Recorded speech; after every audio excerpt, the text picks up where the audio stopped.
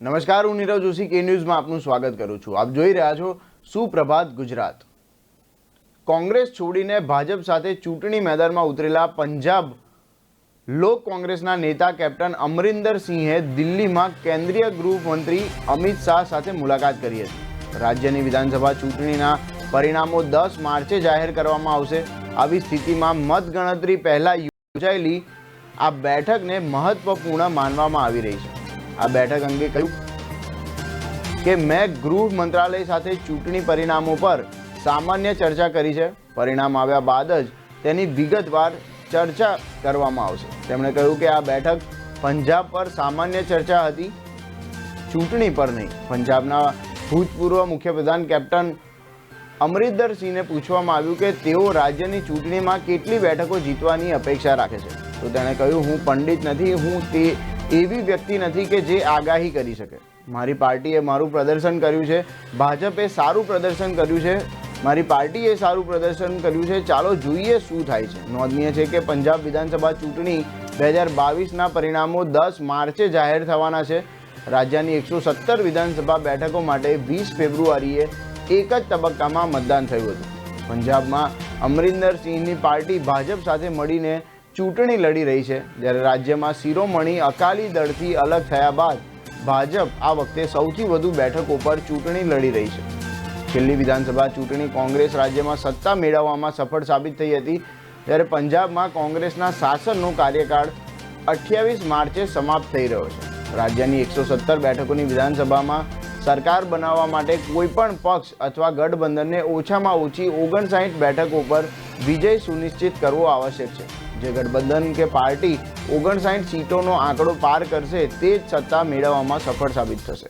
2017ની વિધાનસભા ચૂંટણીમાં કોંગ્રેસે 117માંથી 77 બેઠકો મેળવી જીત મેળવી હતી।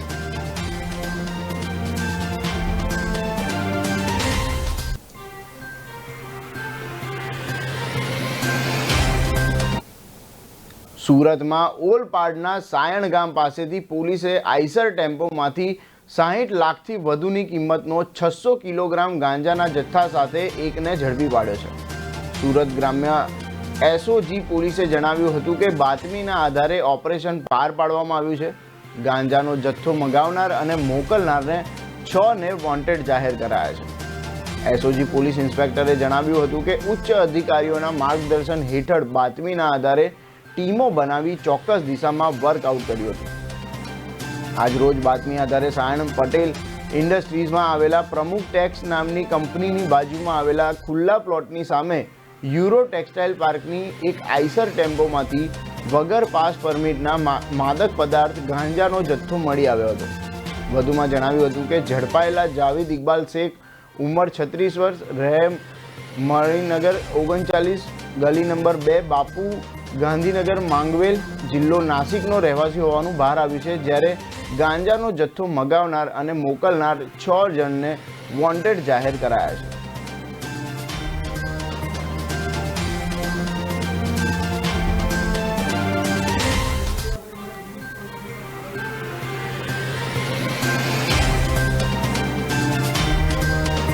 સુરતમાં ઓલપાડના સાયણ ગામ પાસેથી પોલીસે આઈસર ટેમ્પોમાંથી 60 લાખથી વધુની કિંમતનો 600 કિલોગ્રામ ગાંજાના જથ્થો ઝડપી પાડ્યો છે। સુરત ગ્રામ્ય એસઓજી પોલીસે જણાવ્યું હતું કે બાતમીના આધારે આ ઓપરેશન કરવામાં આવ્યું અને ગાંજાના જથ્થો મંગાવનાર અને મોકલનાર 6 જણને વોન્ટેડ જાહેર કરાયા છે। પોલીસ ઇન્સ્પેક્ટરે જણાવ્યું કે ઉચ્ચ અધિકારીઓના માર્ગદર્શન હેઠળ બાતમીના આધારે ટીમો બનાવીને ચોક્કસ દિશામાં વર્કઆઉટ કર્યું। આજરોજ બાતમીના આધારે સાયણ પટેલ ઇન્ડસ્ટ્રીઝમાંથી આવેલા પ્રમુખ ટેક્સ નામની કંપનીની બાજુમાં આવેલા ખુલ્લા પ્લોટની સામે યુરો ટેક્સટાઇલ પાર્કની એક આઈસર ટેમ્પોમાંથી વગર પાસ પરમિટના માદક પદાર્થ ગાંજાનો જથ્થો મળી આવ્યો હતો। વધુમાં જણાવ્યું હતું કે ઝડપાયેલા જાવેદ ઇકબાલ શેખ, ઉંમર 36 વર્ષ, નાસિકના રહેવાસી હોવાનું બહાર આવ્યું છે, જ્યારે ગાંજાનો જથ્થો મંગાવનાર અને મોકલનાર ટોટલ 6 જણને વોન્ટેડ જાહેર કરવામાં આવ્યા છે।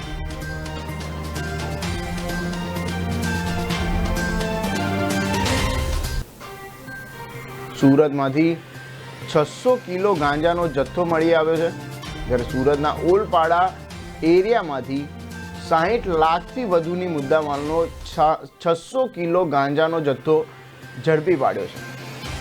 ગાંજાના જથ્થા સાથે એક જણ ઝડપાયો છે, જ્યારે સુરત ગ્રામ્ય પોલીસે જણાવ્યું હતું કે બાતમીના આધારે 6 જણને વધુ વોન્ટેડ જાહેર કરાયા છે. અંગત બાતમીના આધારે આ ઓપરેશનને અંજામ આપવામાં આવ્યો હતો, ત્યારે એસઓજી પોલીસ ઇન્સ્પેક્ટરે જણાવ્યું કે ઉચ્ચ અધિકારીઓના માર્ગદર્શન હેઠળ અલગ અલગ ટીમો બનાવી અને ચોક્કસ દિશામાં આ ઓપરેશન હાથ ધરવામાં આવ્યું હતું. 60 લાખનો 600 કિલો ગાંજો સુરત પોલીસે ઝડપી પાડ્યો છે અને આજરોજ બાતમીના આધારે સાયણ પટેલ ઇન્ડસ્ટ્રીઝમાં આવેલા પ્રમુખ ટેક્સ નામની કંપનીની બાજુમાં આવેલા ખુલ્લા પ્લોટની સામે યુરો ટેક્સટાઇલ પાર્કની એક આઈસર ટેમ્પોમાંથી આ ગાંજો ઝડપી પાડવામાં આવ્યો છે. વગર પાસ પરમિટના માદક પદાર્થ ગાંજાનો આ જથ્થો સુરતમાંથી મળી આવ્યો છે. વધુમાં જણાવ્યું હતું કે ઝડપાયેલા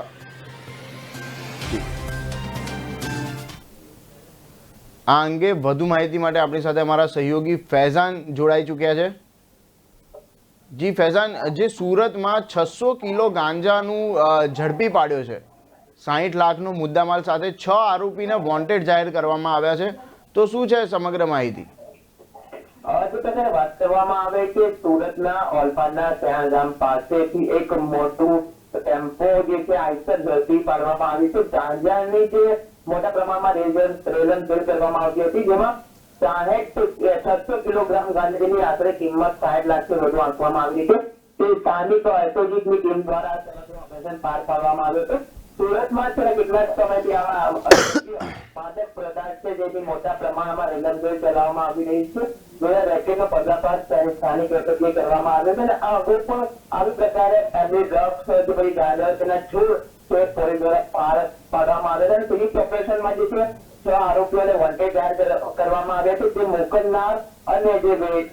મોકલનાર અને મંગાવનાર છે તેમને વોન્ટેડ જાહેર કરવામાં આવશે. દિશામાં પોલીસ તપાસ હાથ ધરી છે. જે સંયુક્ત ઓપરેશન જે છે બાતમીના આધારે પાર પાડવામાં આવ્યું હતું, જેને લઈને અત્યારે પણ તપાસ જે છે પોલીસ દ્વારા ધમધમાટ શરૂ કરી દેવામાં આવ્યું છે. કોને મંગાવ્યું છે અને કોને આપવાનું છે તમામ બાબત અંગે પોલીસ અત્યારે ટ્રક ચાલક અને ટ્રક ક્લીનરની ધરપકડ કરી લેવામાં આવી છે અને તમામ બાબતો અંગે જે છે તપાસ કરવામાં આવશે. હવે પણ આપણે જે ગઈકાલની વાત કરવામાં આવે તો સુરતની સિવિલ હોસ્પિટલ જે છે ગાંજાના છોડને લઈને વિવાદમાં આવી છે કે ગઈકાલે ગાંજાના 5 ઇંચનો છોડ ઉગી જતા જે હોસ્પિટલના પાછળના ભાગે તેના પગલે ફરી એકવાર વિવાદ સર્જાયો છે. તેને લઈને સિવિલ હોસ્પિટલની કામગીરી ઉપર પણ અનેક પ્રશ્નો ઉઠી રહ્યા છે કે છેલ્લા 6 થી 7 માસ દરમિયાન આ જે આટલું મોટું છોડ ઉગી જતા પણ ક્યાંક ને ક્યાંક મેનેજમેન્ટ ઉપર પણ શંકા કરવામાં આવી રહી છે. આ અંગે જાગૃત નાગરિકે સમગ્ર ઘટનાનો પર્દાફાશ કર્યો હતો. પોલીસે તપાસ પહેલા તેને સળગાવીને બારીને ખાસ કરી દીધું હતું. અનેક વાર આ બનાવ બની રહ્યા છે. ગાંજો, તેમની ડ્રગ્સ, હેરોઇન, ડ્રગ્સ, કોકીન સહિતના જેટલા પણ માદક દ્રવ્યો છે તે પદાર્થ છે પકડવાનો સિલસિલો યથાવત જોવા મળી રહ્યો છે. ના માત્ર સુરત શહેર હોય, અમદાવાદ, ગાંધીનગર, વડોદરા, રાજકોટ સહિતના મહાનગરોમાં મોટા પ્રમાણમાં આના રેકેટો ચાલતા હોય અને યુવા સંઘની નશાના નશે ચડાવી મોટા પ્રમાણમાં તેમની જોડે આ પ્રકારે પેડલર બનાવીને વેપાર કરવામાં આવી રહ્યો છે. હવે બુટલેગર પછી હવે જે જોવા જઈએ તો બુટલેગર કરતા વધારે પેડલરો સક્રિય બન્યા હોય ગુજરાતમાં એવું લાગી રહ્યું છે. જી ફૈઝાન, સમગ્ર માહિતી દર્શકો સુધી પહોંચાડવા બદલ આપનો ખૂબ ખૂબ આભાર.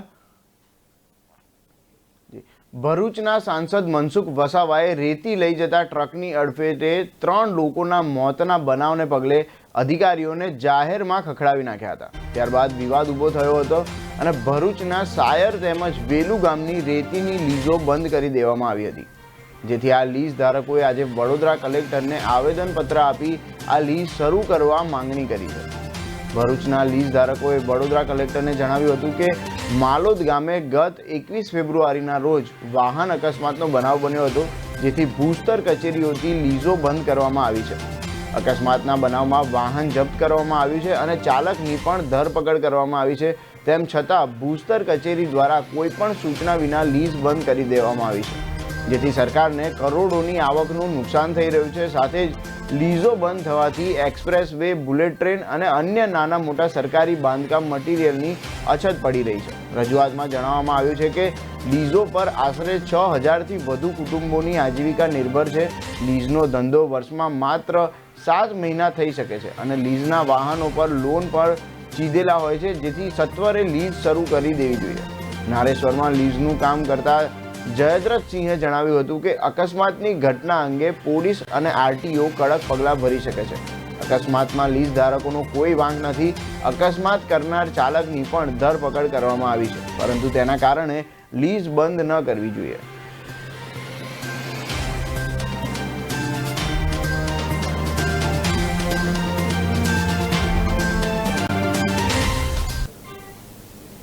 આ અંગે વધુ માહિતી માટે આપણી સાથે અમારા સહયોગી જીગર પંડ્યા જોડાઈ ચૂક્યા છે.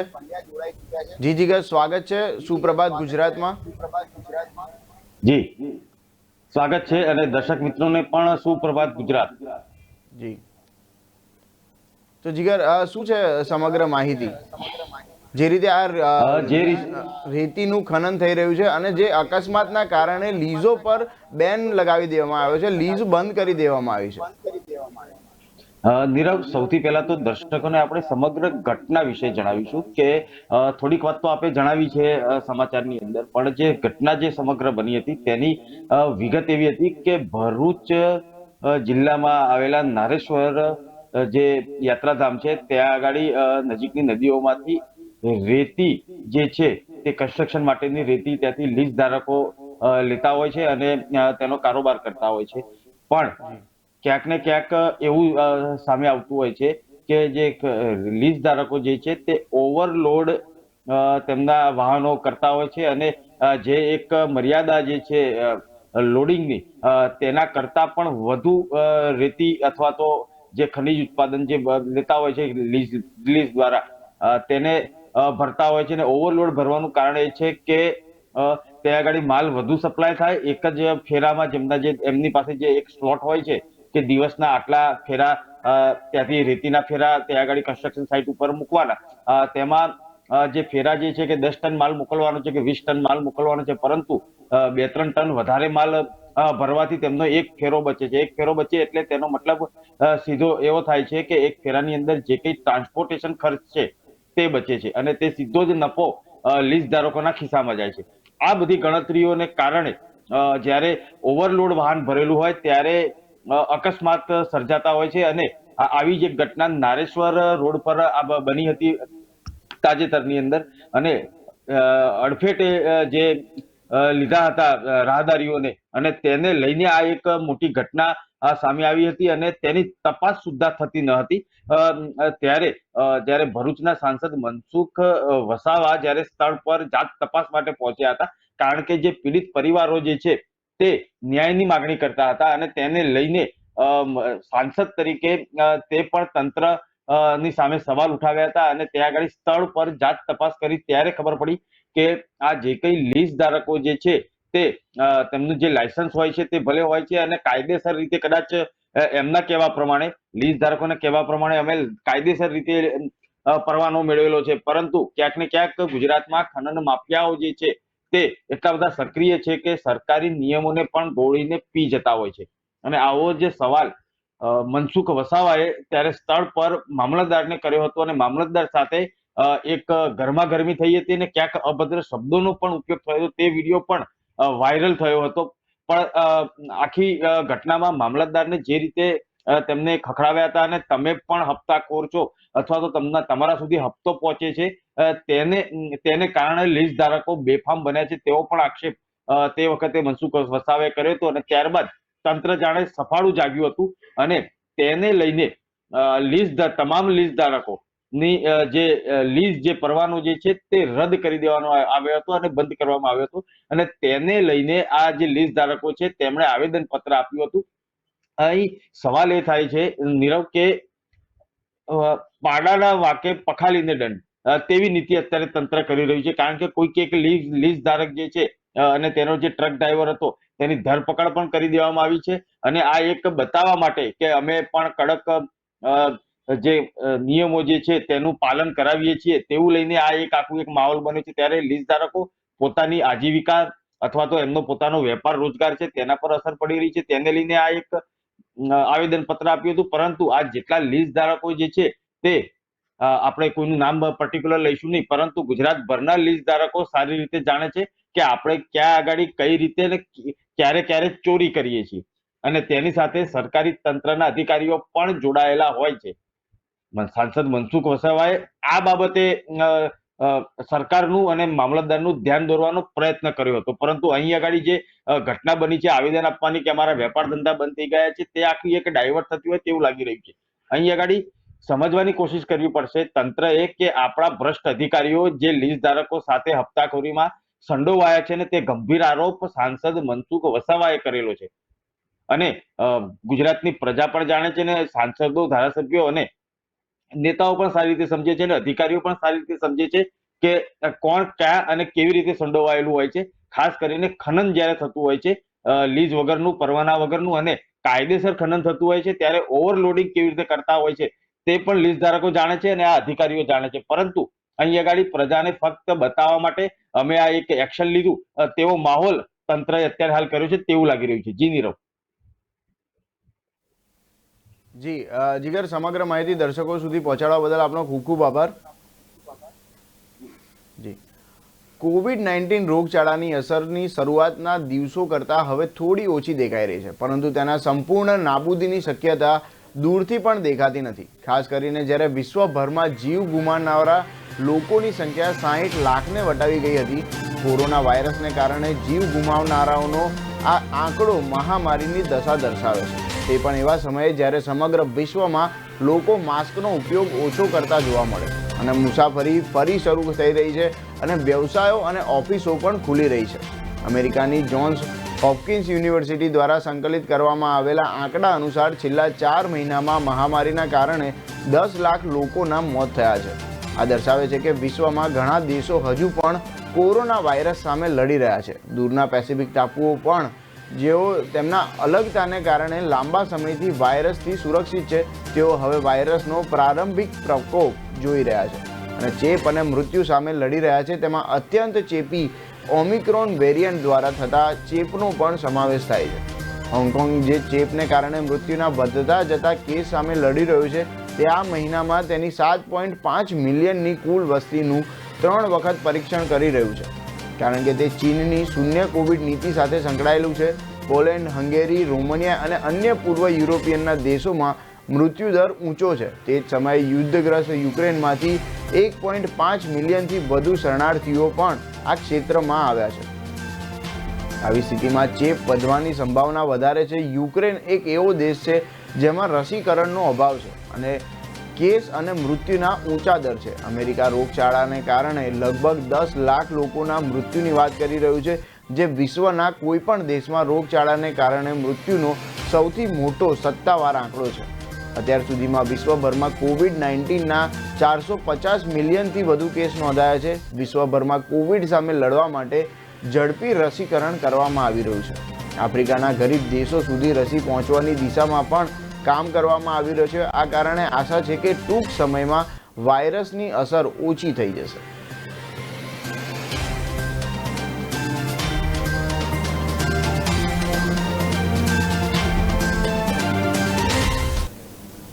વડોદરાના વાઘોડિયા રોડ પર આવેલી સુખધામ રેસિડેન્સીના રહીશો આજે બિલ્ડર દ્વારા થતી હેરાનગતિ સામે મોરચો લઈને કલેક્ટરને આવેદનપત્ર આપવા માટે આવ્યા હતા, જેમાં રહીશોએ જણાવ્યું હતું કે બિલ્ડરે કોર્પોરેશન દ્વારા અપાતા પીવાના પાણીની સુવિધા ઊભી કરી નથી અને સાથે જ ઘણા મકાનોના દસ્તાવેજ પણ વિવાદના કારણે અટકી પડ્યા છે. વડોદરા શહેરના ડભોઈ વાઘોડિયા રિંગ રોડ પર આવેલી સુખધામ રેસિડેન્સી ડુપ્લેક્સમાં રહેતા બિલ્ડર દ્વારા થતી હેરાનગતિથી પરેશાન થઈ ગયા છે, જેથી આજે આ લોકોએ વડોદરાના કલેક્ટરને આવેદનપત્ર આપ્યું હતું કે બિલ્ડર દર્પણ હરેશકુમાર શાહ દ્વારા સુખધામ રેસિડેન્સીમાં 67 ડુપ્લેક્સમાંથી મોટાભાગના મકાનોના પોઝેશન આપી દીધા છે અને તેમાંથી લગભગ 22 ડુપ્લેક્સ મેમ્બરના દસ્તાવેજ થયા નથી. રહીશોને બિલ્ડર દર્પણ શાહને વારંવાર રજૂઆત કરવા છતાં જવાબ મળ્યો કે બિલ્ડર અને જમીન માલિક વચ્ચે નાણાકીય અથવા અન્ય મતભેદ થવાથી દસ્તાવેજ થતા નથી. સોસાયટીના રહીશ યશવંત પટેલે જણાવ્યું હતું કે 3 વર્ષથી સુખધામમાં રહેવા માટે લોકો આવી ગયા છે. દસ્તાવેજના પૂરા રૂપિયા બિલ્ડર દર્પણ શાહને આપી દીધા છે, છતાં ઘણાના દસ્તાવેજ થયા નથી. અમે બિલ્ડરને રજૂઆત કરવા જઈએ તો તે ધાક ધમકી આપે છે. કોર્પોરેશન દ્વારા બિલ્ડરને પાણી લાઇનમાં કનેક્શન જોડવા માટે મંજૂરી આપી દેવામાં આવી છે, છતાં બિલ્ડર કનેક્શન જોડતા નથી, જેથી સોસાયટીને હાઈ TDSનું પાણી વાપરવું પડે છે. આ પાણી એટલું ખરાબ છે કે પીવા તો શું પણ વાપરવામાં પણ ઉપયોગમાં ન લઈ શકાય. આ બાબતે પોલીસ કમિશનરને પણ રજૂઆત કરવાના છીએ અને છેલ્લે મુખ્યમંત્રી કે વડાપ્રધાનને પણ રજૂઆત કરવી પડે તો અમે ત્યાં પણ જઈશું.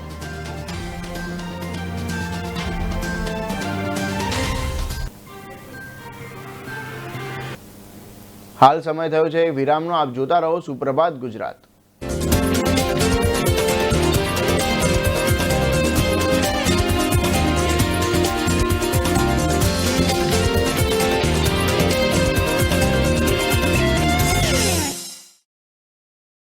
દૂરંદેશી નિર્ણય અને મક્કમ આયોજનથી રમતગમત ક્ષેત્રે રાષ્ટ્રીય અને આંતરરાષ્ટ્રીય સ્તરે ગુજરાતને ગૌરવ અપાવનાર યશસ્વી વડાપ્રધાન શ્રી નરેન્દ્ર મોદીના વરદ હસ્તે ખેલ મહાકુંભના 11મા સંસ્કરણનો શુભારંભ અને ગુજરાતની નવી સ્પોર્ટ્સ પોલિસી 2022ની જાહેરાતનો ભવ્યાતિ ભવ્ય અને રંગારંગ કાર્યક્રમ તારીખ 12 માર્ચ 2022 સાંજે 6 કલાકે સરદાર પટેલ સ્ટેડિયમ અમદાવાદ. આપ સૌને ભાવભર્યું આમંત્રણ છે. જ્યારે સરકાર કરે છે અન્યાય, ત્યારે ઉઠે છે ચર્ચાનું ચક્રવાત. જ્યારે વિપક્ષ ચૂકે પોતાની ફરજ, ત્યારે ઉઠે છે ચર્ચાનું ચક્રવાત. જ્યારે પ્રજા થાય પરેશાન, ત્યારે ઉઠે છે ચર્ચાનું ચક્રવાત. બાબુઓ કરે મનમાની, ત્યારે ઉઠે છે ચર્ચાનું ચક્રવાત. થાય સબળો નબળા પર હાવી, ત્યારે ઉઠે છે ચર્ચાનું ચક્રવાત. કે ન્યૂઝ બનશે અવાજ, જ્યારે પણ ઉઠશે ચર્ચાનું ચક્રવાત. એવી ઘટનાઓ કે જે બને છે આપણી આસપાસ સમયની આરપાર. જોવી છે ચાલાક ડિપ્લોમેટ્સની કહાણીઓ, તો જુઓ આપણી આસપાસ સમયની આરપાર. સોશિયલ મીડિયાની ટચ સ્ક્રીનથી ડિજિટલ દુનિયાની વાતો, આપણી આસપાસ સમયની આરપાર. પરિવાર સાથે માણી શકાય એવો કાર્યક્રમ એટલે આપણી આસપાસ સમયની આરપાર. જોતા રહો કે ન્યૂઝ, આપણી આસપાસ સમયની આરપાર.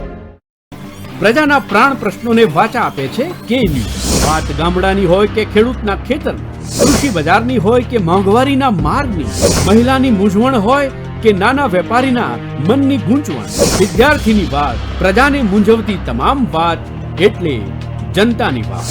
ઉઠાવો ફોન અને ડાયલ કરો. જે ન્યૂઝ રજૂ કરશે જનતાની વાત, જનતાના મુખે. દર રવિવારે સાંજે 7:30 થી 9:30 મેરેથોન માહિતી રજૂ કરતો ફોન ઇન કાર્યક્રમ જનતાની વાત.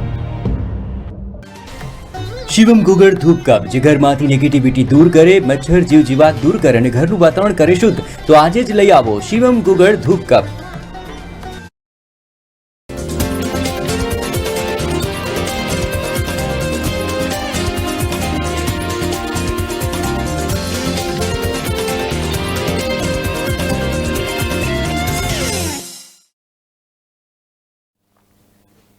વિરામ બાદ આપનું સ્વાગત છે. નજર કરીએ આગળના સમાચાર પર.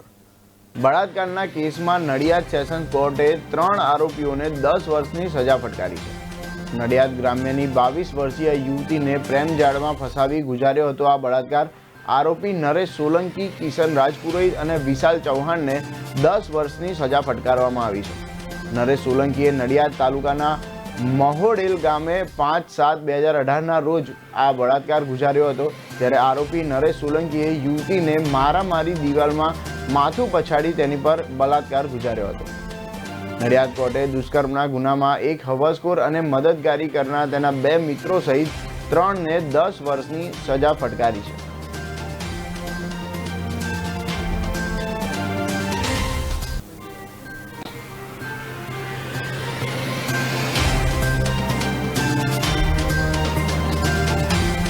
મારું નામ પ્રેમ તિવારી.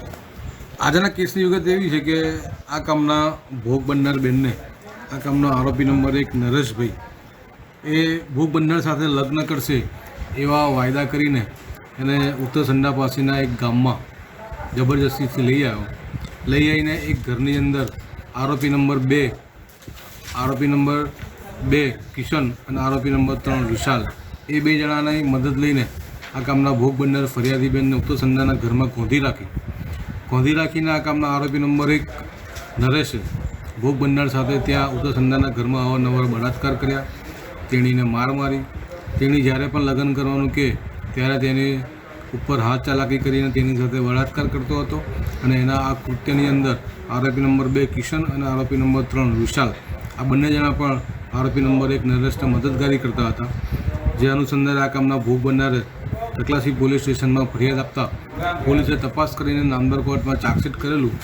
જે ચાર્જશીટના કામે સેશન્સ કેસ નંબર 7/2019થી આજરોજ શ્રી DR ભટ્ટ સાહેબની કોર્ટમાં ચાલી જતા ભટ્ટ સાહેબે સરકાર પક્ષે રજૂ કરેલ કુલ 15 જેટલા સાહેદોની જુબાની અને આશરે 20 જેટલા દસ્તાવેજી પુરાવાઓને ધ્યાને રાખીને તથા ભોગ બનનારની જુબાની અને મેડિકલ એવિડન્સને કન્સિડર કરીને નામદાર કોર્ટે આ કામના આરોપી નંબર 1 નરેશભાઈ કાંતિભાઈ સોલંકીને IPCની કલમ 366માં 5 વર્ષ 10,000 રૂપિયાનો દંડ, 376માં 10 વર્ષ 10,000 રૂપિયાનો દંડ તથા 323ની અંદર 2 માસની અને 506(2)ની અંદર 1 વર્ષની સખત કેદની સજા અને ભોગ બનનારને રૂપિયા 2 લાખનું વળતર ચૂકવવું તથા આ કામના આરોપી નંબર 2 કિશન અને આરોપી નંબર 3 વિશાલ ચૌહાણને ઇપિકો કલમ 366 સાફે વાંચતા 114ના ગુનામાં 5 વર્ષ તથા 10,000 રૂપિયાનો દંડ, IPC કલમ 376 સાથે 114 વાંચતા 10 વર્ષની સખત કેદની સજા અને 10,000 રૂપિયાનો દંડ આજે નામદાર કોર્ટે કરેલો છે. રાપર વિધાનસભા મત વિસ્તાર હેઠળના સતત જાગૃત અને પ્રયત્નશીલ ધારાસભ્ય સંતોકબેન બચુભાઈ આરેઠિયા દ્વારા વાંઢો સહિત છેવાડાના પ્રાણ પ્રશ્નો અંગે વારંવાર તંત્રના કાન આમરડા હોય છે. જ્યારે આજ રોજ જણાવાયું હતું કે કચ્છના છેવાડાના વાગડ વિસ્તાર પ્રત્યે રાજ્ય સરકારને વારંવાર લેખિત અને મૌખિક રજૂઆતો કરી અન્યાય અન્વયે કાર્યવાહી કરવા ધ્યાન દોરતા હોય છે. ત્યારે છેવાડાના રાપર તાલુકાના બાલાસર મુકામે પશ્ચિમ ગુજરાત વીજ કંપની લિમિટેડનું નવું સબ ડિવિઝન મંજૂર કરવા અંગે ધારાસભ્ય તરીકે ચૂંટાયા બાદ સતત છેલ્લા 3 વર્ષથી વારંવાર લેખિત અને મૌખિક રજૂઆતો તથા આંદોલનાત્મક કાર્યક્રમો કર્યા છે.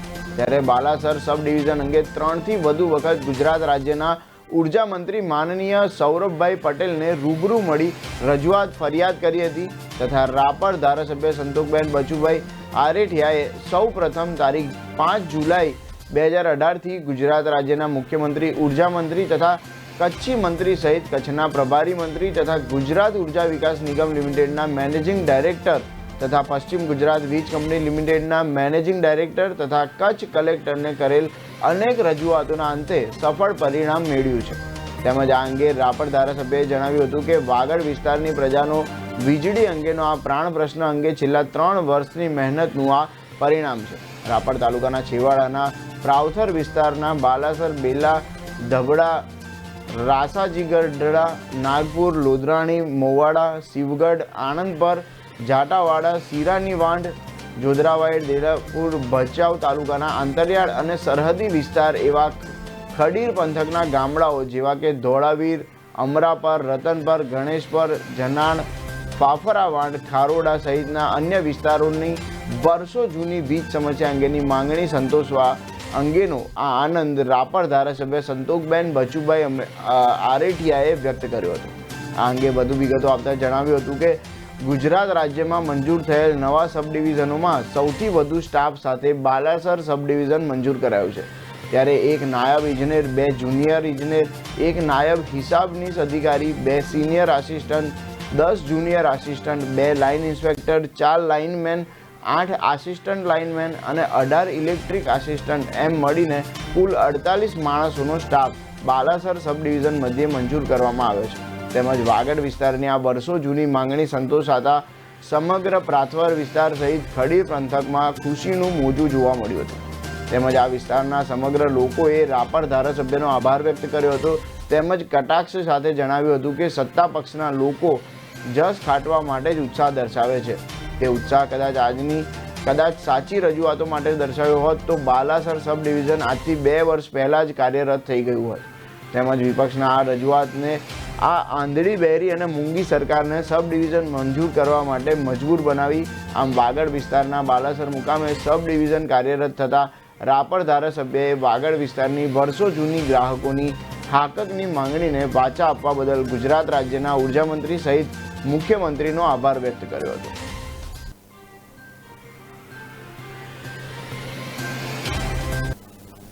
રશિયા અને યુક્રેન વચ્ચે યુદ્ધ ચાલી રહ્યું છે, જેને લઈને સમગ્ર વિશ્વ સ્તબ્ધ બન્યું છે.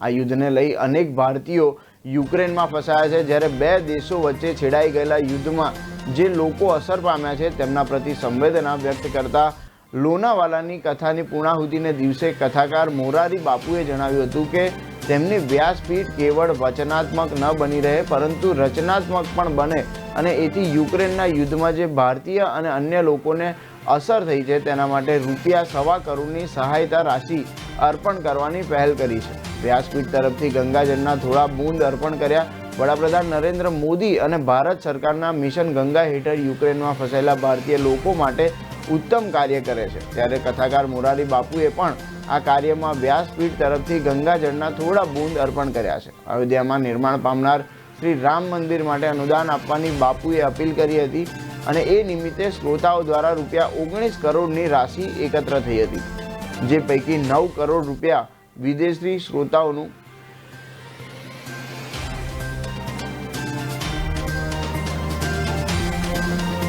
19 કરોડની રાશિ એકત્ર થઈ હતી, જે પૈકી 9 કરોડ રૂપિયા વિદેશી શ્રોતાઓનું અનુદાન હતું. ત્યારે લંડન સ્થિત લોર્ડ ડોલરભાઈ પોપટભાઈ અને તેમના પુત્ર પાવન પોપટ દ્વારા આ રાશિમાંથી ₹1.25 કરોડ રૂપિયા પોલેન્ડ, સ્લોવાકિયા અને રોમાનિયામાં કાર્યરત જુદી જુદી 10 સંસ્થાઓને પહોંચાડવામાં આવ્યા છે. આ સંસ્થાએ યુક્રેન યુદ્ધના અસરગ્રસ્તોના ઇવેક્યુએશનમાં તેમને નિવાસ અને ભોજન આપવામાં, મેડિકલ સુવિધા આપવા જેવા અનેક કાર્યોમાં કાર્યરત છે. વસુધૈવ કુટુંબકમ નામની ભાવના અનુસાર ભારતીય અસરગ્રસ્તો અને અન્ય ધર્મ કે જાતિના હોય તેવા પીડિત લોકો માટે પણ આવશ્યકતા અનુસાર આ રકમનો ઉપયોગ કરવામાં આવી રહ્યો છે. 2 દેશો વચ્ચેના સંઘર્ષનો ઝડપથી અંત આવે અને આ દુઃખદ પરિસ્થિતિમાં જેમણે પ્રાણ ગુમાવ્યા છે તેવા લોકો માટે મોરારી બાપુએ પ્રાર્થના કરી છે.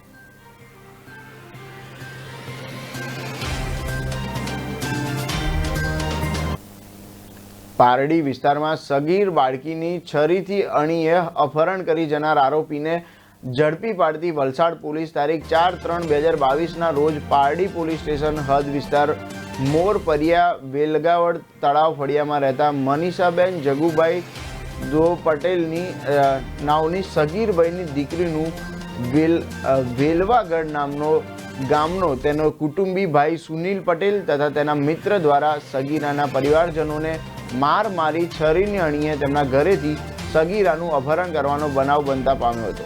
આ બનાવની વિગત એવી છે કે ફરિયાદી શ્રીની સગીરભાઈની દીકરી સાથે આરોપી સુનિલ જયેશ પટેલ વેલગાવડ તળાવ ફળિયામાં તાલુકો પારડી વલસાડ નામનો એક તરફી પ્રેમમાં હતો અને લગ્ન કરવા માટે વારંવાર દબાણ કરતો હતો અને તારીખ 4/3/22ના રોજ આરોપી સુનિલ તથા તેનો મિત્ર એકબીજાની મદદગારીથી કુહાડી, છરી જેવા પ્રાણઘાતક હથિયાર સાથે ફરિયાદીના ઘરમાં ગેરકાયદેસર પ્રવેશ કરી જીવલેણ હુમલો કરી આરોપી સુનિલે મૂડી વડે ફરિયાદીના માથા ભાગે જોરદાર ફટકો મારી ગંભીર ઈજા પહોંચાડી હતી તથા સાહેબ ફરિયાદીના દિયર રાકેશભાઈ નાઓએ માથાના ભાગે તથા શરીરે આરોપી સુનિલના મિત્રને લાકડાના દંડા વડે મારી ઈજા પહોંચાડી હતી. તેમજ ફરિયાદી શ્રી છોકરીને પાયલને જમણા પગમાં લાકડાના દંડા વડે ફટકો મારી ઈજા પહોંચાડી હતી. ત્યારે ફરિયાદીની સગીર વયની છોકરીના વાળ પકડી ખેંચી ગળાના ભાગે કુહાડી મૂકી ફરિયાદીની છોકરીનું આરોપી સુનિલભાઈ જયેશભાઈ ધોડિયા પટેલ ને તથા તેમના મિત્ર બંને જણા મારી નાખવાની ધમકી આપી બળજબરીથી લગ્ન કરવાના ઈરાદે અપહરણ કરી ફરિયાદીના ઘરના પાછળના ભાગે આવેલ આંબાવાડી તરફ લઈને ચાલી ગયા હતા. જે બનાવ બાબતે પારડી પોલીસ સ્ટેશનમાં જાણ કરતા સ્થાનિક પોલીસ સ્ટેશન તથા જિલ્લાના અધિકારી કર્મચારીઓ આરોપીઓ તથા ભોગ બનનાર છોકરીને શોધી કાઢવા સારું તાત્કાલિક ઘટના સ્થળે પહોંચી સર્ચ ઓપરેશન હાથ ધર્યું હતું. જિલ્લામાં નાકાબંધી કરવામાં આવી હતી અને ફરિયાદીના સાહેદોને ગંભીર ઈજાઓ થઈ હોવાથી તેઓને સારવાર માટે હોસ્પિટલમાં દાખલ કરવામાં આવ્યા. આ બનાવ બાબતે ભોગ બનનાર અપહ્યાત છોકરીની માતાએ સારવાર દરમિયાન ફરિયાદ આપતા પારડી પોલીસ સ્ટેશન ગુનો નંબર EPO કલમ 307, 324, 452, 363, 366, 506(2), 114, 120(b) તથા GP એક્ટ કલમ 135 મુજબનો ગુનો દાખલ કરી આરોપી જનૂની સ્વભાવનો હોય અને સગીરાની જાનને જોખમને ધ્યાનમાં રાખી આરોપીને સમજાવી અપહ્યાત સગીરાને તેના ચુંગલમાંથી છોડાવી પ્રયત્ન કરવામાં આવી રહ્યો છે, પરંતુ ફળદાયક પરિણામ નહીં મળી શક્યું હોવાથી દરમિયાન બીજા દિવસે સવારના સમયે 150 જેટલા પોલીસ કર્મચારી, 15 જેટલા પોલીસ અધિકારીઓ, સ્થાનિક વિસ્તારના 400 જેટલા યુવાનો તથા 30થી 40 મોટરસાયકલ સાથે સમગ્ર એરિયાને કોર્ડન કરી સર્ચ ઓપરેશન હાથ ધરવામાં આવ્યું હતું, જેમાં આરોપીઓ આંબાના વિશાળ ખેતરમાં પોતે ઘેરાઈ ગયેલા હોવાનો ખ્યાલ આવતા અપહ્યાત સગીરાને છોડી નાસી ગયેલા, જેને પોલીસે શોધી કાઢી કાઉન્સેલિંગ અને મેડિકલ સારવાર માટેની કાર્યવાહી હાથ ધરી હતી. આરોપીઓને પકડી પાડવા સતત 100થી વધુ પોલીસ કર્મચારીઓ તથા અધિકારીઓ સાથે સર્ચ ઓપરેશન ચાલુ રાખવામાં આવ્યું હતું. તે દરમિયાન આજ રોજ હ્યુમન રિસોર્સ મારફતે મળેલી બાતમી તથા ડ્રોન સર્વેલન્સના આધારે વહેલી સવારે પારડી પરિયા વિસ્તારમાં જુદા જુદા 11 પોલીસ અધિકારીઓ તથા 100થી વધુ પોલીસ કર્મચારીઓની ટીમો સાથે જંગલ વિસ્તાર કોર્ડન કરી ચારે તરફથી ઘેરો ઘાલી સર્ચ ઓપરેશન હાથ ધરાતા ગાઢ જંગલ અને ગીચ ઝાડીવાળા વિસ્તારમાંથી આરોપીઓને ઝડપી પાડવામાં આવ્યા હતા અને તેમાં તેમને મહત્વની સફળતા મળી હતી. 4મી તારીખના રોજ પારડી પોલીસ સ્ટેશન વિસ્તારના પરિયા ગામ ખાતેથી એક સગીર વયની દીકરીનું તેના જ કુટુંબી પિતરાઈ ભાઈ દ્વારા છરીની અણીએ અપહરણ કરવામાં આવેલું હતું. દીકરીને ઉપાડી જતી વખતે તેના માતા, તેના કાકા અને તેની બહેનને ગંભીર રીતે ઘાયલ કરી અને છરીની અણી આરોપી ઉઠાવી ગયેલો, જે બાબતમાં પારડી પોલીસ સ્ટેશનમાં ગુનો દાખલ થયેલ. દીકરીને લઈ ગયા બાદ જંગલમાં એક હોમગાર્ડના જવાન દ્વારા લોકેટ કરવામાં આવેલ. ત્યારબાદ ત્યાં ગામના આગેવાનોએ પહોંચી અને એને કાઉન્સેલિંગ કરવાનો પ્રયત્ન કરેલ કે દીકરીને છોડી દે, એના લગ્ન કરાવી દેવામાં આવશે. એમ છતાં એ કાઉન્સેલિંગથી વશ નહીં થઈ અને દીકરીને લઈ અને જંગલમાં જતો રહેલો. 4મી તારીખના બપોરના 3 વાગ્યાથી વલસાડ જિલ્લા police DYSP Chavda, ASP Shripal અને 10 જેટલા અન્ય અધિકારીઓ દ્વારા સંપૂર્ણ 100 લોકોની ટીમ બનાવી જંગલને કોર્ડન કરી સર્ચ ઓપરેશન શરૂ કરવામાં આવેલું હતું. આ ઓપરેશનમાં ડ્રોનની પણ મદદ લેવામાં આવેલી હતી. રાત્રિનો સમય થઈ જતાં સુરત પોલીસ ખાતેથી સ્પેશિયલ નાઇટ વિઝન ડ્રોન જે થર્મલ ઇમેજિંગ ઉપર કામ કરે છે તેને પણ લઈ આવવામાં આવેલું અને સમગ્ર રાત્રિ દરમિયાન ડ્રોનથી એરિયા સર્વેલન્સ ચાલુ રાખેલું. ત્યારબાદ 5મી તારીખના વહેલી સવારે દિવસ ઉગતા જ 150 જેટલા પોલીસ કર્મચારીઓ, 15થી વધારે પોલીસ અધિકારીઓ, ગામના 30થી 40 જેટલા યુવાનો અને 30થી 40 બાઇક સાથે સમગ્ર એરિયાને કોર્ડન કરી અને ફરીથી સર્ચ ઓપરેશન ચાલુ કરેલ. એ દરમિયાન આરોપીને ભાડ મળી જતાં પોતે ઘેરાઈ ગયેલો છે. દીકરીને છોડી અને તે જંગલની તરફ નાસી ગયેલો હતો. આમ 5મી તારીખે વહેલી સવારે દીકરીનું રેસ્ક્યુ ઓપરેશન કરી લેવામાં આવેલ. ત્યારબાદ તેનું મેડિકલ કાઉન્સેલિંગ અને મેડિકલ ચેકઅપ અને ટ્રીટમેન્ટ હાથ ધરવામાં આવેલ. છોટાઉદેપુર જિલ્લાના સંખેડા તાલુકામાં આવેલા ગ્રામ પંચાયતનો સંપૂર્ણ વહીવટ મહિલાઓ જ કરે છે. ગ્રામ પંચાયતમાં કુલ 8 વોર્ડ છે અને સરપંચ પણ મહિલા પોતે જ છે. દેશ આઝાદ થયો ત્યારબાદ આનંદપુરા ગામમાં એક પણ વાર ગ્રામ પંચાયતની ચૂંટણી થઈ નથી. તમામ વખત ગ્રામ પંચાયત ચૂંટણી સમરસ થાય છે. આજે આંતરરાષ્ટ્રીય મહિલા દિવસ ઉજવાઈ રહ્યો છે ત્યારે મહિલાઓને પ્રોત્સાહન અપાતું અને સામાજિક એકતા બતાવતું છોટાઉદેપુર જિલ્લાનું આનંદપુરા ગામ છે. આ ગ્રામ પંચાયતમાં સામાજિક એકતા પણ સારા પ્રમાણમાં છે. ગામના વડીલોના માર્ગદર્શન હેઠળ ગ્રામ પંચાયતનો વહીવટ ચાલે છે. નારી સશક્તિકરણને પ્રોત્સાહન આપવાનું આ ખૂબ સુંદર કામ ચાલી રહ્યું છે. ગામની કોઈ પણ મુશ્કેલી હોય તો મહિલાઓ સંકલન કરીને મુશ્કેલીનું નિવારણ લાવે છે. છોટાઉદેપુર જિલ્લામાં આવેલા આ ગામમાં છેલ્લા 3 ટર્મથી સરપંચ સહિત તમામ વોર્ડમાં મહિલા સભ્યો બિનહરીફ ચૂંટાય છે.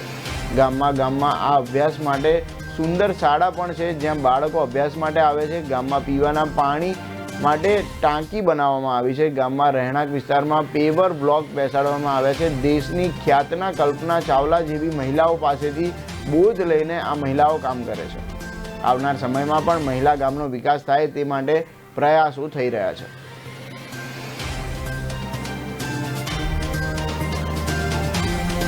અમારું ગામ ચૂંટણી કોઈ દિવસ થતી નહીં, આટલા વર્ષો થયા પણ બિન ચૂંટણી વગર જ અમારું સરપંચ અને 3 ટર્મથી એકલી મહિલા બહેનો જ આવે છે સભ્યમાં. 8 વોર્ડ છે, 9મો સભ્ય સરપંચશ્રી છે અને 8 બહેનો સશક્તિકરણમાં જોડાયેલા છે.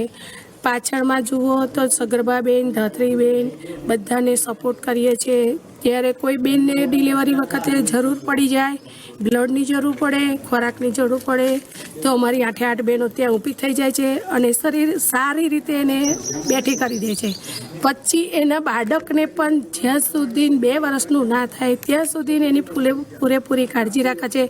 અત્યારે સરકારે જે નવી યોજના રાખી છે એમાં બધું આપવાનું છે, પણ એમાં એક નિયમ એવો છે કે રેશન કાર્ડમાં નામ જરૂરી છે એનું. જો રેશન કાર્ડમાં નામ ના હોય તો એને કોઈ લાભ મળે એવો નહીં. એટલે 8મી માર્ચે અમે એ બધા બહેનો ભેગા થઈને એવો નિયમ કરીશું કે હર બહેનનું રેશન કાર્ડમાં નામ હોવું જ જોઈએ અને અમે કરાવીશું.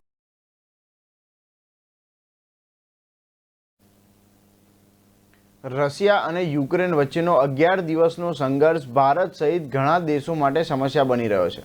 હાલમાં ચીને તેના જીડીપીના ટાર્ગેટમાં ઘટાડો કર્યો હતો. હવે એક રિપોર્ટ ભારતની જીડીપીને પણ બંને દેશો વચ્ચે ચાલી રહેલા સંઘર્ષનું કારણ જણાવવામાં આવ્યું છે. આમાં નાણાકીય વર્ષ 2023 માટે જીડીપી વૃદ્ધિનો અંદાજ 8%થી ઓછો કરવામાં આવ્યો છે. રશિયા અને યુક્રેન વચ્ચે છેલ્લા 11 દિવસથી ભીષણ યુદ્ધ ચાલી રહ્યું છે. આ સંઘર્ષની અસર ભારત સહિત વિશ્વના ઘણા દેશોની અર્થવ્યવસ્થા પર પડી રહે છે. તમે આ વાતનો અંદાજો એ હકીકત પરથી લગાવી શકો છો કે ચીને આ વર્ષ માટેના તેના જીડીપી લક્ષ્યાંકને ઘટાડીને 3 દાયકામાં સૌથી નીચા 5.5% કર્યો છે. ભારતની વાત કરીએ તો શેર બજારથી લઈને સોનાના ભાવ સુધી અહીં યુદ્ધની અસર જોવા મળી રહી છે. બીજી તરફ ક્રૂડ ઓઇલની વધતી કિંમતોએ દેશમાં મોંઘવારીનું જોખમ વધારી દીધું છે અને અહેવાલમાં દાવો કરવામાં આવ્યો છે કે આગામી નાણાકીય વર્ષમાં દેશની જીડીપી ઘટશે. નોંધનીય છે કે 31 જાન્યુઆરીએ દેશના સામાન્ય બજેટની રજૂઆત પહેલાં સરકાર દ્વારા રજૂ કરવામાં આવેલા આર્થિક સર્વેમાં નાણાકીય વર્ષ 2023માં જીડીપી વૃદ્ધિ દર 8થી 8.5%ની વચ્ચે રહેવાનો અંદાજ હતો. થોડા દિવસો પહેલાં ઇન્ટરનેશનલ મોનેટરી ફંડ આ વર્ષ માટે ભારતની કુલ સ્થાનિક ઉત્પાદન વૃદ્ધિ 7.1% રહેવાનું અનુમાન કર્યું હતું. આપણે જણાવી દઈએ કે જાપાનની રિસર્ચ એજન્સી નોમુરાએ પણ તાજેતરમાં જાહેર કરેલા રિપોર્ટમાં કહ્યું હતું કે જો રશિયા અને યુક્રેન વચ્ચે યુદ્ધ ચાલુ રહેશે તો સમગ્ર એશિયામાં ભારતને સૌથી વધુ નુકસાન થશે.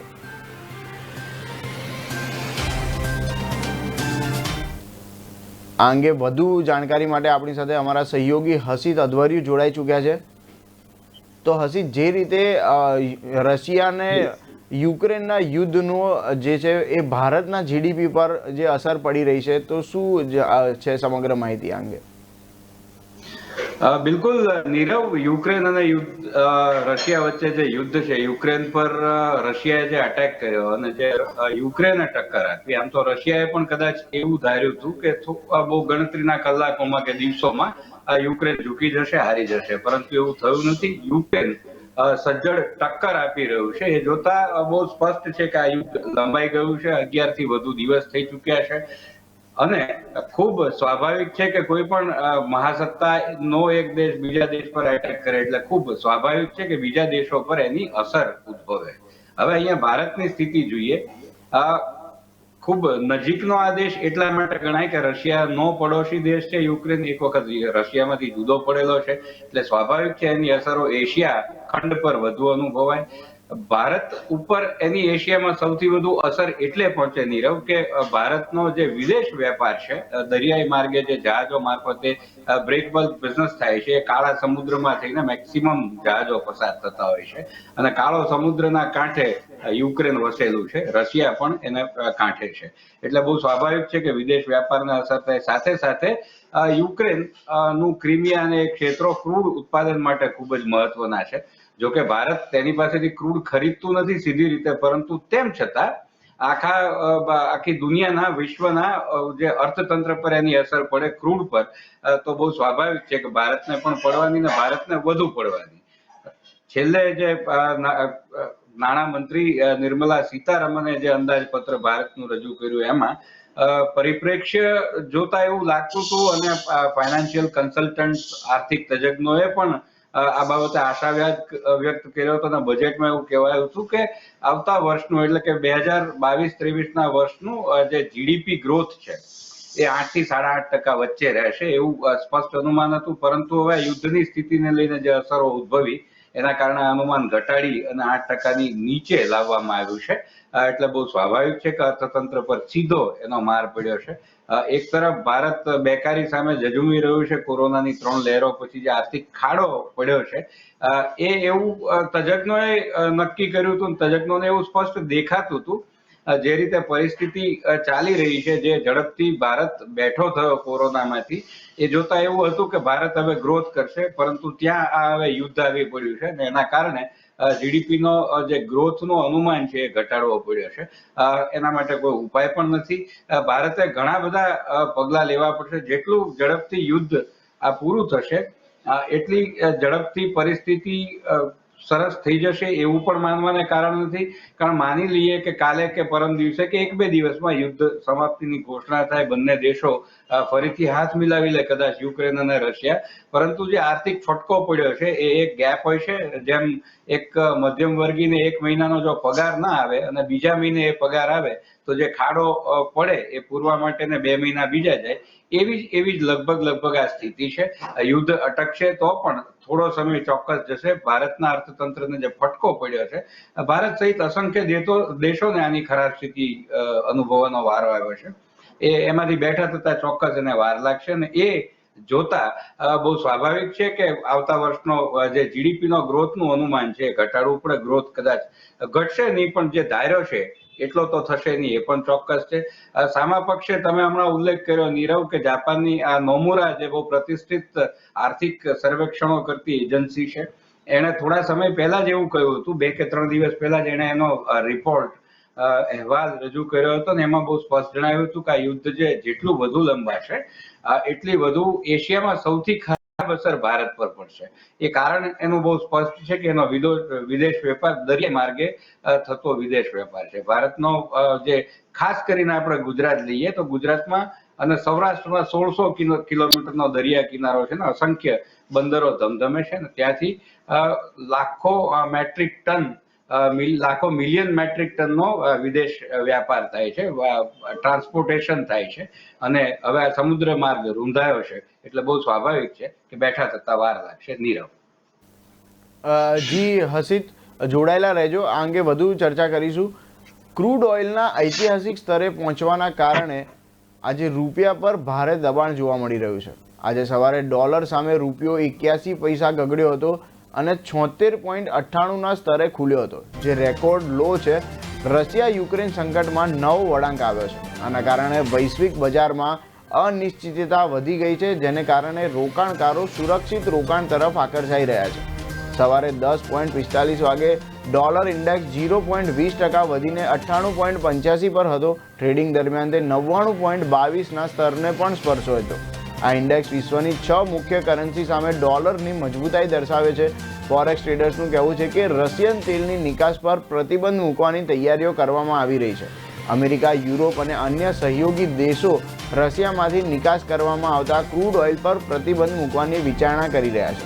રશિયા વિશ્વનો બીજો સૌથી મોટો તેલ ઉત્પાદક દેશ છે અને દરરોજ 5 થી 6 મિલિયન બેરલ તેલની નિકાસ કરે છે.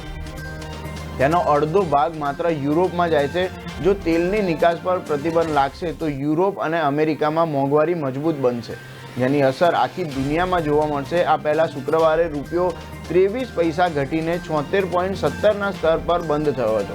15 ડિસેમ્બર 2021 પછી આ સૌથી નીચું સ્તર રહ્યું હતું. રૂપિયાના ઘટાડાને લઈને રિલાયન્સ સિક્યોરિટીઝના senior research analytics Shri Ram અય્યરે કહ્યું કે ડોલરની મજબૂતાઈ અને ક્રૂડ ઓઇલમાં તેજીના કારણે રૂપિયામાં ઘટાડો થઈ રહ્યો છે.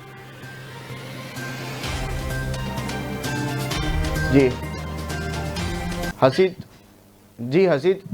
આપણે જોયું જે રીતે રશિયા ક્રૂડ ઓઇલના નિકાસને બેન કરવાની તરફ વિચારણા કરી રહ્યું છે. જો રશિયા ક્રૂડ ઓઇલ ઉત્પાદનની નિકાસ બંધ કરી દેશે તો એની અસર સમગ્ર વિશ્વ પર ને ભારત પર કઈ રીતે જોવા મળશે?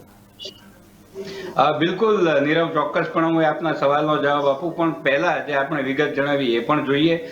રૂપિયો તૂટી રહ્યો છે સતત, બહુ સ્વાભાવિક છે.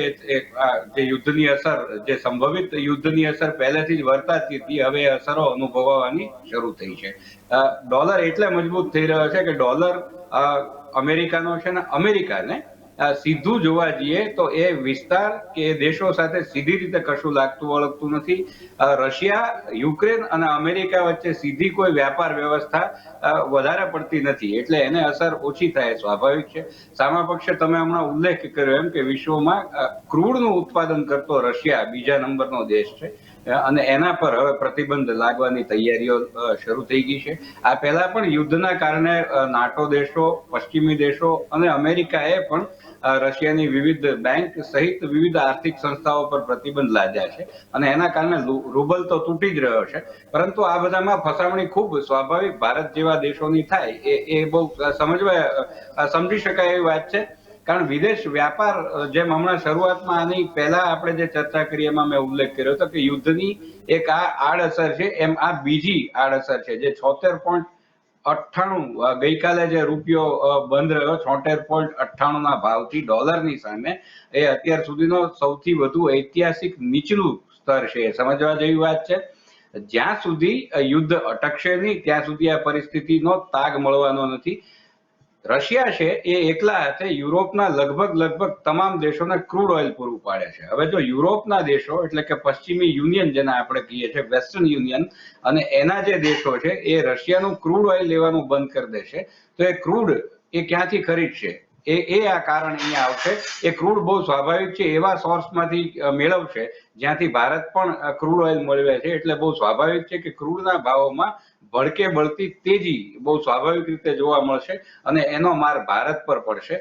જે તમે સવાલ પૂછ્યો એનો જ આ જવાબ છે કે બહુ સ્વાભાવિક છે કે હવે એક સોર્સમાંથી જ્યાંથી ક્રૂડ ઓઇલ લેનારા વધી જશે અને એકની અસંખ્ય દેશો વચ્ચે પશ્ચિમના લગભગ તમામ દેશો જો વધી જાય તો પરિસ્થિતિ શું થાય? જ્યાંથી આપણે ઈરાક સહિતના દેશોમાંથી ઓઇલ અને ક્રૂડ મેળવીએ છીએ ત્યાં હવે આ બધા નવા બાયર્સ ઉમેરાય, કસ્ટમર્સ ઉમેરાય તો પરિસ્થિતિ શું થાય? કારણ ડિમાન્ડ જે વધે એની સામે સપ્લાય ઘટી જાય અને સપ્લાય ઓછી હોય તો સ્વાભાવિક છે કે ભાવ ઊંચો આવે, ને ભાવ ઊંચો આવે તો સ્વાભાવિક છે કે ડોલર જીતે અને રૂપિયો તૂટે. જી નીરવ. જી હસીદ, સમગ્ર માહિતી બદલ આપનો ખૂબ ખૂબ આભાર. જી તને. ભારતીય શેર બજારો આજે સપ્તાહના પ્રથમ દિવસે ઘટીને બંધ રહ્યા હતા. સેન્સેક્સ 1491 અંક ઘટી 52,842 પર બંધ રહ્યો હતો, જ્યારે નિફ્ટી 382 અંક ઘટી 15,863 પર બંધ રહ્યો હતો. સેન્સેક્સ પર IndusInd bank, axis bank, Maruti Suzuki, Bajaj finance સહિતના શેર ઘટીને બંધ રહ્યા હતા. ઇન્ડસઇન્ડ બેંક 7.63% ઘટી 834.10 પર બંધ રહ્યો હતો. એક્સિસ બેંક 6.70% ઘટી 667.25 પર બંધ રહ્યો હતો. જોકે Bharti Airtel, HCL tech, Tata steel, Infosys સહિતના શેર વધીને બંધ રહ્યા હતા. ભારતી એરટેલ 3.46% ઘટી 675.60 પર બંધ રહ્યો હતો. HCL ટેક 1.38% વધી 1153.70 પર બંધ રહ્યો હતો. ભારતીય શેરબજારો શુક્રવારે ઘટીને બંધ રહ્યા હતા. સેન્સેક્સ 769 અંક ઘટી 54,333 પર બંધ રહ્યો હતો, જ્યારે નિફ્ટી 253 અંક ઘટી 16,245 પર બંધ રહ્યો હતો. સેન્સેક્સ પર Titan company, Maruti Suzuki, Asian paints, M&M, HUL સહિતના શેર ઘટીને બંધ રહ્યા હતા. ટાઇટન કંપની 5.5% ઘટી 2,443.60 પર બંધ રહ્યો હતો. મારુતિ સુઝુકી 4.73% ઘટી 7,238.45 પર બંધ રહ્યો હતો. જોકે ITC, doctor Reddy labs tech, Mahindra, UltraTech cement, Sun Pharma સહિતના શેર વધીને બંધ રહ્યા હતા. આઈટીસી 2.78% વધી 225.45 પર બંધ રહ્યો હતો. ડોક્ટર રેડ્ડી લેબ્સ 2.78% વધી 3,823 પર બંધ રહ્યો હતો.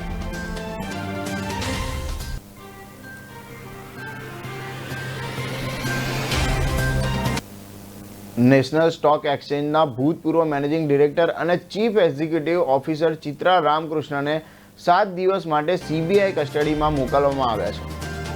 કો-લોકેશન કૌભાંડ કેસમાં સીબીઆઈ દ્વારા રવિવારે રાત્રે ચિત્રા રામકૃષ્ણનની ધરપકડ કરવામાં આવી હતી. આ પહેલા શનિવારે તેની આગોતરા જામીન અરજી ફગાવી દેવામાં આવી હતી.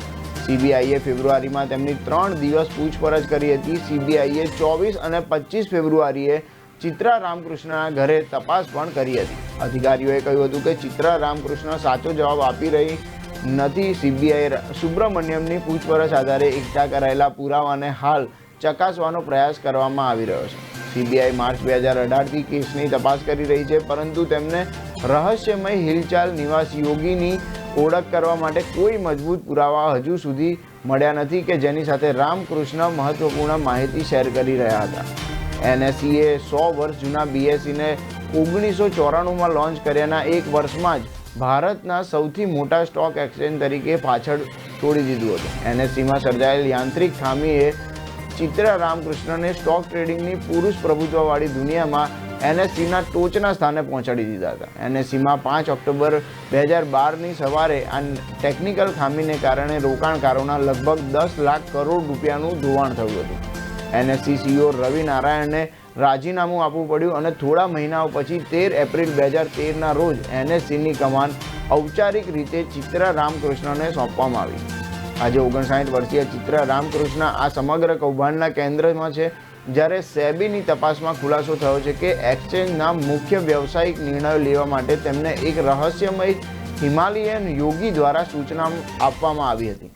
એનએસસી કેસમાં માર્કેટ રેગ્યુલેટરી સેબીના 190 પાનાના આદેશમાં અન્ય બાબતોની સાથે એવું પણ કહેવામાં આવ્યું છે કે એનએસસીના ભૂતપૂર્વ મેનેજિંગ ડિરેક્ટર અને chief executive officer Chitra Ramkrishna હિમાલયમાં રહેતા આધ્યાત્મિક ગુરુના પ્રભાવ હેઠળ હતા. આ કેસ કંપનીની કામગીરીમાં થયેલી ક્ષતિઓ સાથે પણ સંબંધિત છે, જેના કારણે આનંદ સુબ્રમણ્યમની મુખ્ય વ્યૂહાત્મક સરકાર તરીકે નિમણૂક થઈ હતી અને ગ્રુપ ઓપરેટિંગ ઓફિસર અને મેનેજિંગ ડિરેક્ટરના સલાહકાર તરીકે તેમની પુનઃ નિયુક્તિ થઈ હતી.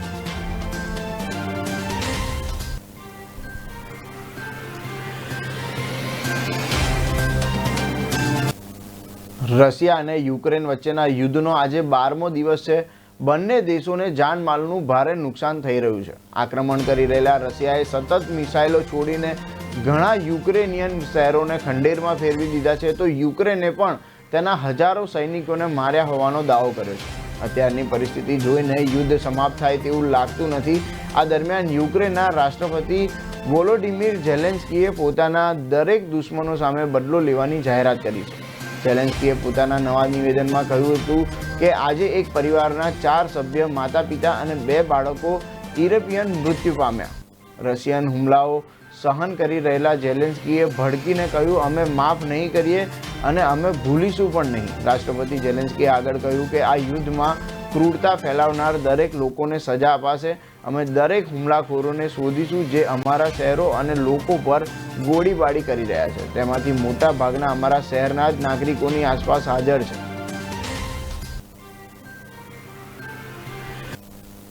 સુપ્રભાત ગુજરાતમાં બસ આટલું જ. જોતા રહો કે ન્યૂઝ.